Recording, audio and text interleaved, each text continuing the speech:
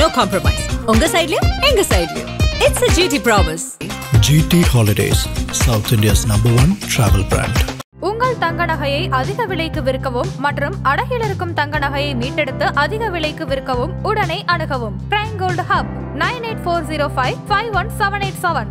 ஆச்சி Royal gulab jamun packs ஒன்று வாங்கினால் ஒன்று இலவசம். இந்த நாடு போதைக்கும் தட்டுப்பாடு இல்லை, கொலைக்கும் தட்டுப்பாடு இல்லை, விலைவாசி ஏற்றத்திற்கும் தட்டுப்பாடு இல்லை, கற்பழிப்புக்கும் தட்டுப்பாடு இல்லை. ஒரு காலத்தில் நடந்து செயின் அறுத்தான், சைக்கிளில் செயின் அறுத்தான், இப்போ பைக்கில் இப்போ காரில் செயின் அறுத்துட்டு போகிற அளவுக்கு இந்த ஆட்சியினுடைய அவல நிலை இருக்குது. இங்கே நடக்கக்கூடிய அவல நிலைகளை எதுவுமே அந்த இருக்கக்கூடிய அதிகாரிகளுடைய ஆட்சியை பேச்சை கேட்டுட்டு இந்த ஆட்சி நடக்குது. எங்கள் அப்பாட்ட போய் எதுவும் சொல்லிடாதீங்கப்பா, எங்கள் மாமாட்ட போய் எதுவும் சொல்லிடாதீங்கப்பா, நாங்கள் பார்த்துக்குறோன்னு சொல்லி அதிகாரிகளை வைத்து அவர்கள் கொடுக்குற ஆலோசனைப்படிலாம் இந்த ஆட்சி நடக்குது. சகோதரர் தாவேகா விஜயும் இந்த கூட்டணியில் சேர்ந்து இந்த தீய சக்தி திமுகவை அழிப்பதற்கு அனைவரும் ஒன்று சேர வேண்டும். ஏனென்று சொன்னால் அந்த கூட்டணியில் இருக்கக்கூடிய அனைத்துமே இந்த தேச விரோத சக்திகள், ஜனநாயக படுகொலையை செய்யக்கூடிய கட்சிகள்.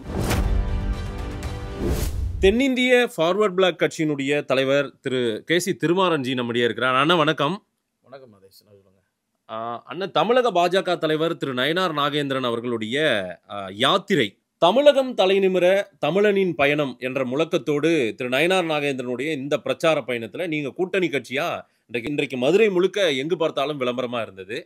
இந்த பயணம் எடுபடுமா? எதற்காக தமிழகம் தலை நிமிர வேண்டும்? தமிழகத்துக்கு அப்படி என்ன தலைகுனிவு ஏற்பட்டு விடுது? நாங்கள் தமிழகத்தை தலைகுனிய விட மாட்டோம் திமுக சொல்லிட்டு இருக்காங்களே. எல்லோருக்கும் வணக்கம். தமிழகத்தை பார்த்து அனைத்து மாநிலங்களும் தலை குனியுகின்ற அளவிற்கு அருவருப்பு தக்க அரசாங்கத்தை திராவிட முன்னேற்ற கழக அரசாங்கம் நடத்தி வருகிறது என்பது எல்லோருக்கும் தெரியும்.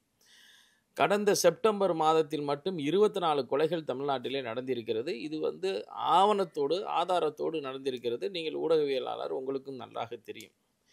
இன்றைக்கு தமிழகம் தலை குனிந்திருக்கிறது என்று சொன்னால் 6 வயது குழந்தைகளிலிருந்து 60 வயது முதியவர் வரைக்கும் கற்புக்கு பாதுகாப்பில்லை. ஒரு நாட்டில் ஒரு பாதுகாப்பு என்பது பெண்களை வைத்து தான் நாட்டினுடைய கலாச்சார பண்பாடுகள் நாகரிகங்கள்லாம் ஊர்ஜிதப்படுத்தப்படுது. ஆனால் அந்த பெண்களுக்கான பாதுகாப்பே சமூக நீதி பேசக்கூடியவர்கள், பெண்ணியம் பேசக்கூடியவர்கள், பெண் சுதந்திரம் பேசக்கூடியவர்கள்லாம் இன்றைக்கி பார்த்தீங்கன்னா பெண்கள் 6 வயது குழந்தைகள் கற்பழிக்கப்படுறாங்க, பள்ளிக்கூடத்துக்கு போகிற பிள்ளைகள் கற்பழிக்கப்படுறாங்க. போன 2 மாதத்துக்கு முன்பாக 60 வயது முதியவரை கற்பழிக்கப்பட்டிருக்காங்க.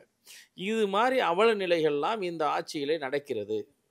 அது மட்டுமல்ல, கொலைகள் எங்கு பார்த்தாலும் இந்த ஆட்சி வந்ததற்கு அப்புறம் 4.25 ஆண்டுகளிலே கிட்டத்தட்ட 6888 கொலைகள் நடந்திருக்கு. எந்த அரசியல் வரலாற்றிலும் இல்லாத ஒரு அரசாங்கம் இந்த திராவிட முன்னேற்ற கழக அரசாங்கம் 4.25 வருஷத்தில் நடந்திருக்கு. அது மட்டுமல்ல, பிடிஆர் தியாகராஜ பழனிவேல் மினிஸ்டராக இருந்தவர், இப்போ மத்திய தொகுதி இந்த தொகுதியினுடைய எம்எல்ஏயாக இருக்கக்கூடிய தியாகராஜன் அவர்கள் சொன்னார்கள், 67 சம்பாதிக்காத காசை இவர்கள் சபரீசனும் உதயநிதி ஸ்டாலினும் 30,000 கோடியை அடித்து வச்சுருக்காங்க அப்படின்னாங்க. இதெல்லாம் யாரோட பணம்? அப்போ இவர்கள் தேர்தல் வாக்குறுதியில் சொன்னதை விட இவர்கள் சம்பாதிப்பதைத்தான் நோக்கமாக வைத்து 30,000 கோடி 40,000 கோடியை சம்பாதித்து வைத்திருக்கிறார்கள் என்றால் ஓராண்டு காலத்தில், இன்றைக்கு 4.25 ஆண்டுகள் ஆயிடுச்சு, எத்தனை ஆயிரம் கோடிகளை இவர்கள் சம்பாதித்து வைத்திருப்பார்கள். அது மட்டும் இல்லாமல் போதைப் பொருட்கள் தமிழ்நாட்டில் எங்கு பார்த்தாலும் அந்த சாதிக் பாஷாவாக இருக்கட்டும், பெண் பிள்ளைகளை ஞானசேகரனா ஒரு பையன் இந்த அண்ணா யூனிவர்சிட்டியில் பெண்ணை கற்பழித்தவர் யார், இந்த சாருக்கு இன்னும் விடை தெரியல.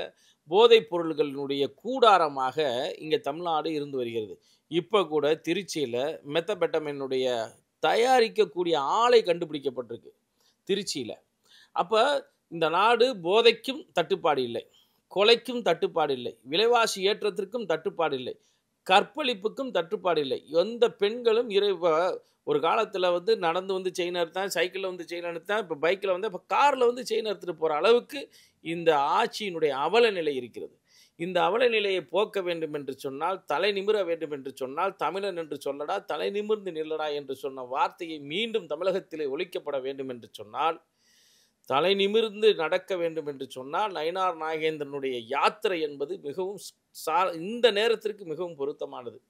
எங்களை பொறுத்தளவுக்கு அனைத்து இந்திய அண்ணா திராவிட முன்னேற்ற கழகத்தின் கூட்டணியில் இருந்த பொழுதும் கூட அந்த கூட்டணியை விட்டு வெளியே வந்து மீண்டும் கூட்டணியில் எழுந்த பொழுதும் கூட பாஜகவினுடைய அந்த மாஸ் என்பது குறையவில்லை. எண்மண் எண் மக்கள் யாத்திரையிலே மரியாதைக்குரிய முன்னாள் மாநில தலைவர் திரு அண்ணாமலை அவர்கள் அந்த வாக்கு சதவீதத்தை கூட்டி வைத்தார். இன்று வரைக்கும் மாநில தலைவர் என்று சொன்னாலே ஒரு மறக்க முடியாத ஒரு மாநில தலைவராக திரு அண்ணாமலை இருக்கிறார்.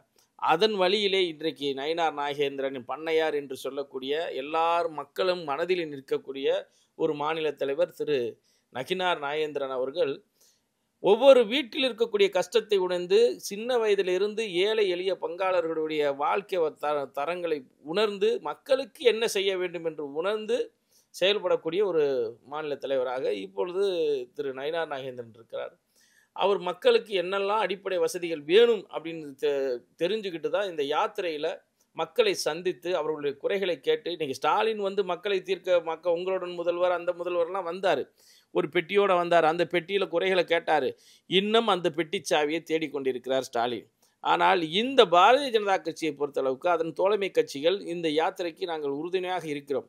மக்களுடைய குறைகளை கேட்டு, மக்களுடைய அந்த குமுறலை கேட்டு, மக்களுக்கு வருகின்ற 2026 ஆண்டில் நடக்கக்கூடிய தேர்தலிலே மக்களில் எண்ணம் ஓட்டத்திற்கு தகுந்த மாதிரி தேர்தல் வாக்குறுதிகளை தயார் செய்து அந்த மக்களுக்கு அதை நிறைவேற்றும் விதமாக இப்பெல்லாம் பொய்யான வாக்குறுதி திமுக கொடுத்துருக்கு. அந்த மாதிரி பொய்யான வாக்குறுதிலாம் கொடுக்காமல் மக்களுடைய குறைகளை நேரடியாக கேட்டு அவருக்கு நல்லபடியாக செய்து கொடுக்கக்கூடிய வாக்குறுதிகளை கொடுத்து மக்களை ஏமாத்தாமல் இந்த அரசியலில் வெற்றி பெற வேண்டும் என்று தேசிய ஜனநாயக கூட்டணி கட்சிகள் எல்லாம் ஒருங்கிணைந்து இந்த யாத்திரையை நடத்துகிறது.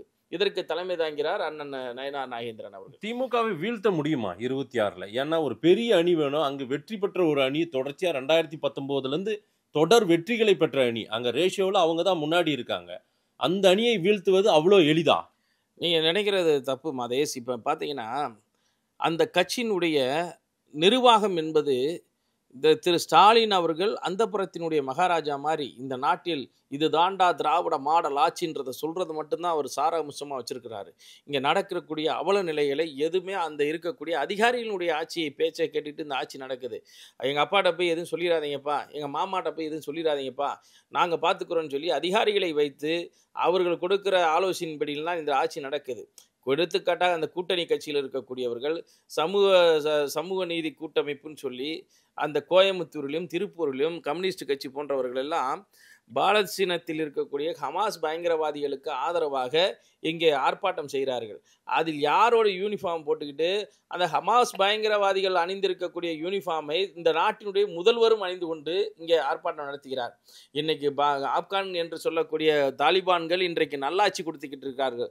ஆனால் இன்றைக்கு இது ஹமாஸ் பயங்கரவாதிகள் உலகத்திற்கே அச்சுறுத்தலை கொடுத்திருக்கார்கள். அதனால் அவர்களுக்கு ஆதரவாக இந்த தமிழ்நாட்டிலே ஆர்ப்பாட்டம் போராட்டம் பண்ணுவதை, விலைவாசி உயர்வை பற்றி மக்களை மழுங்கடிக்க செய்வது என்பதற்காக பல்வேறு விஷயங்களை திசை மாற்றும் வேலையாக இங்கே செய்து கொண்டிருக்கிறார்கள். லாக்அப் டெத்தாக இருக்கட்டும், இங்கே விலைவாசி உயர்வாக இருக்கட்டும், பெண் கற்பழிப்பா. இன்றைக்கி பொள்ளாச்சி அந்த கொங்கு மண்டலத்தில் வயதான முதியவர்கள் ஒரு காலத்தில் ஓய்வெடுப்பதற்காக ஒரு தோட்ட பண்ணை வீடை கட்டி அங்கே ஓய்வெடுத்து விவசாயத்தை பார்த்து கொண்டிருக்கவர்கள் தொடர்ந்து மர்மமான முறையில் கொலை செய்யப்படுகிறார்கள். இன்ன வரைக்கும் ஒரு குற்றவாளியை கண்டுபிடிக்க முடியல. அப்போ இந்த அவல நிலையெல்லாம் மாறணும்னா திமுக ஆட்சியை மக்கள் கொந்தளிப்போட பார்த்துட்டு இருக்காங்க. மற்ற மக்கள் எப்படியா இந்த ஆட்சியை தூக்கி எறியணுன்ற ஒரு சந்தர்ப்பத்தை எதிர்பார்த்து உட்காந்துருக்காங்க. இந்த முறை எல்லா ஜனநாயக சக்திகளும் ஒன்று சேர வேண்டும். அண்ணன் தினகரன் அவர்களும் இந்த தேசிய ஜனநாயக கூட்டணியிலே வர வேண்டும். அப்போ ஓபிஎஸ் அவர்களும் வர வேண்டும். சகோதரர் தாவேகா விஜயும் இந்த கூட்டணியிலே சேர்ந்து இந்த தீய சக்தி திமுகவை அழிப்பதற்கு அனைவரும் ஒன்று சேர வேண்டும். ஏனென்று சொன்னால் அந்த கூட்டணியில் இருக்கக்கூடிய அனைத்துமே இந்த தேச விரோத சக்திகள், ஜனநாயக படுகொலையை செய்யக்கூடிய கட்சிகள். விடுதலை சிறுத்தையாக இருக்கட்டும், கம்யூனிஸ்ட் கட்சியாக இருக்கட்டும், மதிமுகவாக இருக்கட்டும், சிபிஎம் சிபிஐயாக இருக்கட்டும், இந்த கட்சிகள் அனைத்துமே ஜனநாயகம் என்றாலே என்னவென்று தெரியாத கட்சிகள். மதசார்பற்ற கூட்டணி என்று சொல்லி மதவாதிகளை மேடையிலே அமர்த்தி கொண்டு மதசார்பற்ற பேசக்கூடிய நபர்கள் வைத்து நடந்தக்கூடிய இந்த அரசியல் கட்சி இந்த 2026 வேறு மேரடி மண்ணோடு மக்களால் பிடுங்கி எறியும் என்பதில் எந்தவித சந்தேகமும் இல்லை.